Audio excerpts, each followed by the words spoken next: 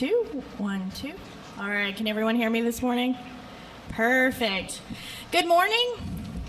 Thank you to everyone for joining us here on this Saturday in advance of our NASCAR Chicago Street Race weekend.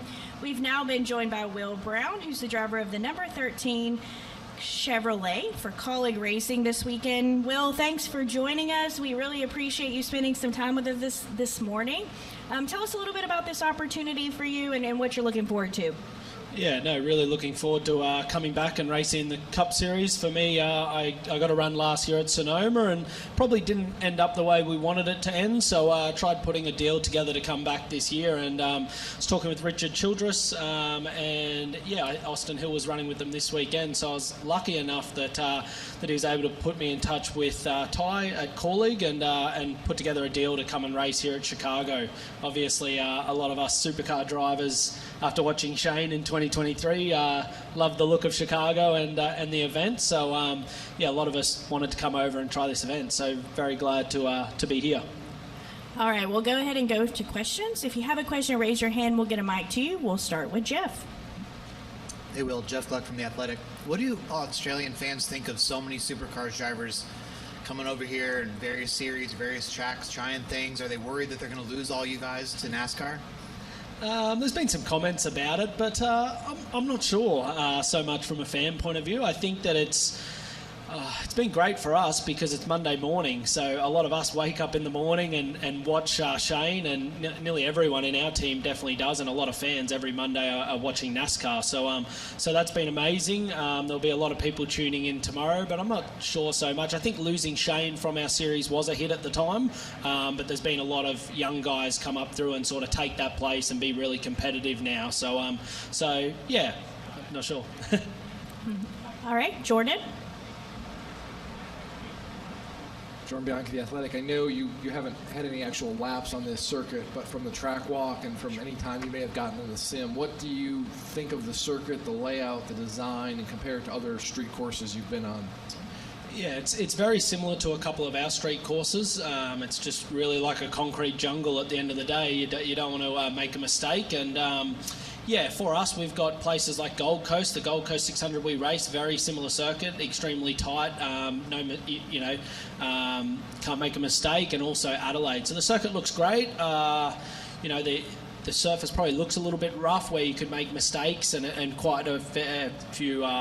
It'll bounce you around a fair bit, and I've noticed that in the simulator and also watching footage that. It's probably a little bit rough in places, so it's just making sure limit mistakes and yeah, for me, get through to the race. I just got to make no mistakes in practice and quali. For lack of a better term, quality. The build of the circuit, is it as good, if not better, than any other street course you've ever seen before? Yeah, it's pretty much the exact same as how we build them in Australia. There's very little differences. Really, we've just got escape roads at the end of each high braking zone. Like say turn 1, you would be able to run down an escape road if you overshot. Obviously here you hit tyres, so the consequences are probably higher here if you make a mistake. So you might pull it back that couple of percent just to make sure you don't. All right, go ahead. Ryan Kim, the Racing Experts. Hey, Will, with joining Kaulig this weekend, what influence has AJ been on for you? Yeah, obviously I've watched AJ a lot while I've been watching Shane, and he's a very good road course racer. So yeah, it'll be interesting to work with him this weekend and see if there's anything I can learn from him or vice versa. I've done a lot with Ty actually. It's probably the one I've done the most with. Done a few simulator sessions with him, and we've worked together a fair bit heading into this weekend. So yeah, it'll be good to work with those guys.